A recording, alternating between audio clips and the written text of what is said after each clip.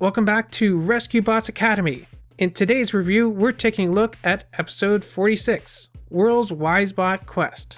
In this episode, Blades tries to teach Whirl a helicopter maneuver, but she has trouble doing it in the simulator room.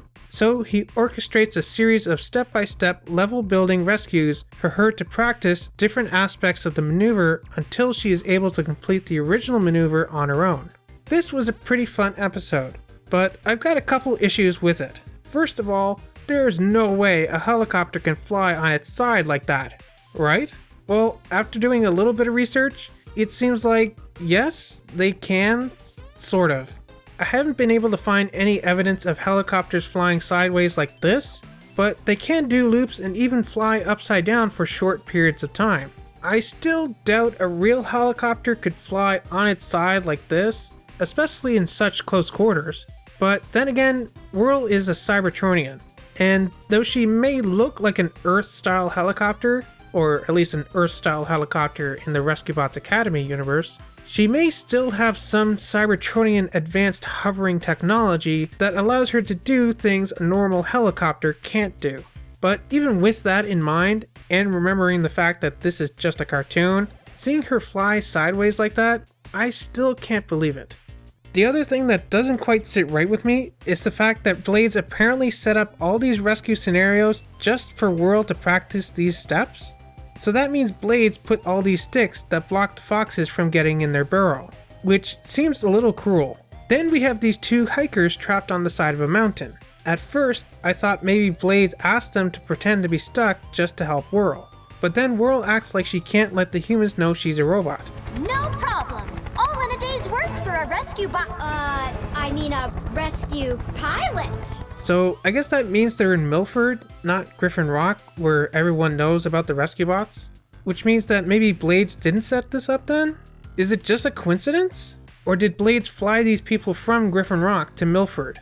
And that's another thing about this episode, and some of the later episodes I've noticed. Earlier in the series, it seemed to be very clear whether they were in Griffin Rock, where they're based and everyone knows about the rescue bots, or if they're in Milford, where they have to hide. But a lot of these later episodes don't tell you until they mention that they can't reveal themselves. It seems weird that they keep going to Milford or outside of Griffin Rock when they're based in Griffin Rock. They are based in Griffin Rock, right? I'm not misremembering that, am I? So moving on, we have the third challenge, which has Whirl basically doing the same rescue mission that she originally tried to do, except now it's for real and not a simulation. Which means that her friends are in actual danger here. So if Blades set up all these emergencies, then how did he manage to predict that the other recruits would fall down this crevasse? And if he did set it up, then that means he actually endangered his own students just to teach Whirl this maneuver. If so, then why make up all this wise one business? Why not just take Whirl aside and actually go through the steps of learning this sideways move with her safely back in Hero Hall? Well, then I guess we wouldn't have a very interesting episode, would we? But still, it's kind of teaching 101. It's like you don't start off teaching someone algebra before you've even taught them the basics of math, like addition, subtraction, multiplication, and division. Not to mention the order of operations. It's also funny Hotshot seemed to be the only one that figured out that Blades set up this whole Wise One thing. I mean, good for him. I like that he's finally able to show that he was smarter at something than the other recruits, but I'm surprised Whirl didn't figure it out sooner considering, she's a police bot. You'd think it'd be obvious to someone with her detective skills. Maybe she was just pretending to not know in order to spare Blades' feelings. Yeah, let's go with that. Well, let me know what you thought of this episode down in the comments.